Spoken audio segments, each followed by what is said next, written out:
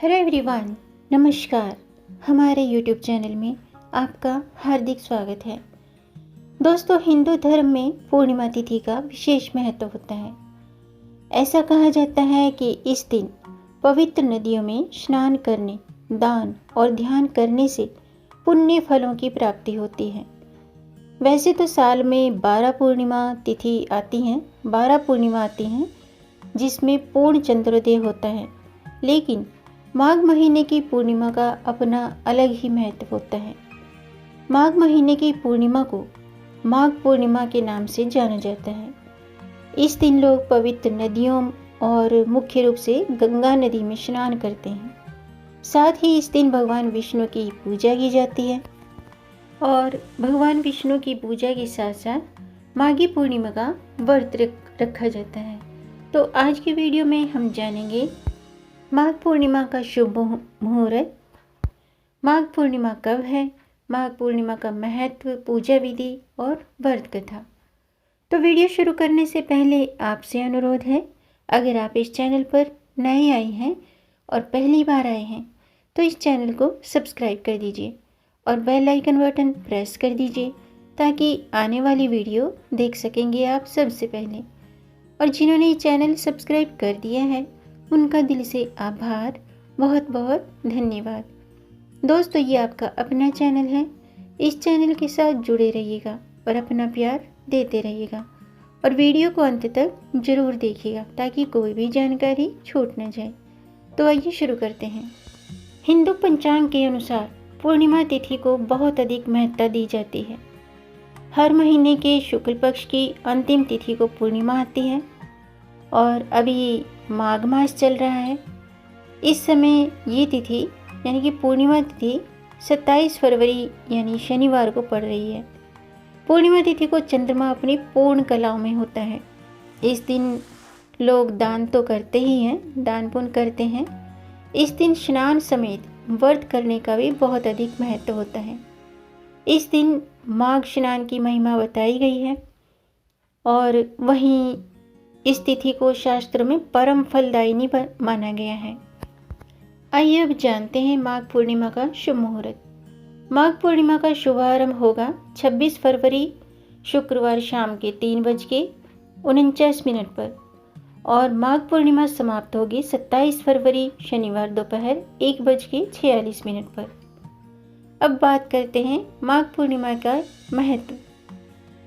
दोस्तों, माघ पूर्णिमा पर पवित्र नदियों में स्नान करने और दान पुण्य करने का अत्यधिक महत्व होता है। ऐसा माना जाता है कि दान पुण्य करने से मनुष्य के सभी प्रकार के पाप धुल जाते हैं। दान पुण्य करने से और स्नान करने से इस दिन श्री हरि विष्णु और हनुमान जी की पूजा करनी चाहिए। ऐसा इसलिए किया जाता है क्योंकि ऐसा करने से सभी प्रकार के सुखों की प्राप्ति होती है। इसके अलावा समस्त मनोकामनाएं भी पूर्ण होती हैं। इस दिन जो कोई भी व्रत करता है वो चंद्रमा का भी पूजन जरूर करें, क्योंकि चंद्रमा का पूजन करने से व्यक्ति को शांति मिलती है। इस दिन ज़रूरतमंद और गरीब व्यक्तियों की अपनी सामर्थ्य के अनुसार दान भी करना चाहिए। साथ ही इस दिन भगवान सत्यनारायण की कथा का पाठ भी करना चाहिए और सुनना चाहिए। इन सब के अलावा आपको इस दिन गायत्री मंत्र या भगवान विष्णु के ओम नमो नारायण इस मंत्र का न्यूनतम 1 माला का जाप करना चाहिए। आइए अब जानते हैं माघ पूर्णिमा की पूजा विधि के बारे में। माघ पूर्णिमा के दिन किसी पवित्र नदी या जलाशय में स्नान करने का विशेष महत्व होता है। यदि आप स्नान के लिए नदी पर नहीं जा सकते हैं तो पूर्णिमा के दिन घर पर ही प्रातःकाल जल्दी उठकर अपने नहाने वाले जल में गंगा जल मिलाकर स्नान करें। स्नान के बाद व्रत का संकल्प लें और सूर्य देव को लाल पुष्प डालकर जल का अर्घ्य दें। फिर भगवान विष्णु की विधि विधान से पूजा करें। पूजा में प्रतिमा को स्नान कराकर तिलक करें, धूप दीप करें। इसके बाद विष्णु भगवान जी को भोग लगाकर तुलसी दल या तुलसी पत्र अर्पित करें और भगवान श्री हरि की कथा भी जरूर सुनें या पढ़ें। फिर आरती करें और उनके मंत्रों का जाप करें। शाम के समय पूर्णिमा पर भगवान सत्यनारायण की कथा का पाठ करना चाहिए।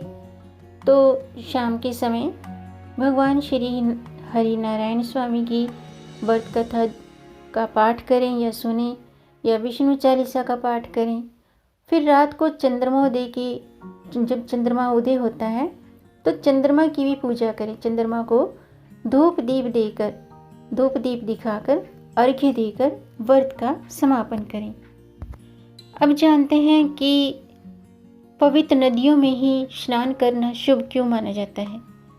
ऐसा कहा जाता है कि इस दिन पवित्र नदी जैसे कि गंगा में स्नान करने से, दान पुण्य करने से मोक्ष की प्राप्ति होती है। इसीलिए आज के दिन गंगा स्नान करना बहुत ही पुण्यदायी और फलदायी माना जाता है।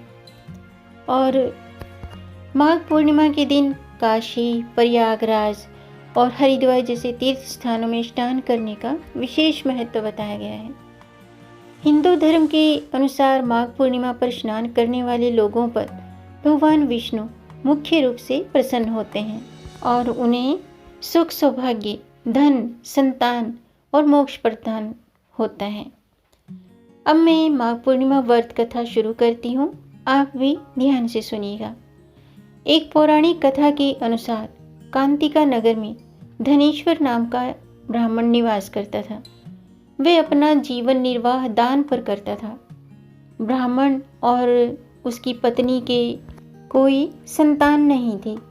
एक दिन उसकी पत्नी नगर में भिक्षा मांगने गई, लेकिन सभी ने उसे बांझ कहकर भिक्षा देने से इनकार कर दिया। तब किसी ने उससे 16 दिन तक माँ काली की पूजा करने को कहा। उसके कहे अनुसार ब्राह्मण दंपति ने ऐसा ही किया। उनकी आराधना से प्रसन्न होकर 16 दिन बाद माँ काली प्रकट हुई। माँ काली ने ब्राह्मण की पत्नी को गर्भवती होने का वरदान दिया और कहा कि अपने सामर्थ्य के अनुसार प्रत्येक पूर्णिमा को तुम दीपक जलाओ। इस तरह हर पूर्णिमा के दिन तक दीपक बढ़ाती जाना, जब तक कम से कम 32 दीपक न हो जाएं। ब्राह्मण ने अपनी पत्नी को पूजा के लिए पेड़ से आम का कच्चा फल तोड़ कर दिया और उसकी पत्नी ने पूजा की और फलस्वरूप वह गर्भवती हो गई। प्रत्येक पूर्णिमा को वह महाकाली के कहने के अनुसार दीपक भी जलाती रही, पूजा भी करती रही। महाकाली की कृपा से उनके घर एक पुत्र ने जन्म लिया, जिसका नाम देवदास रखा। देवदास जब बड़ा हुआ तो उसे अपने मामा के साथ पढ़ने के लिए काशी भेजा गया।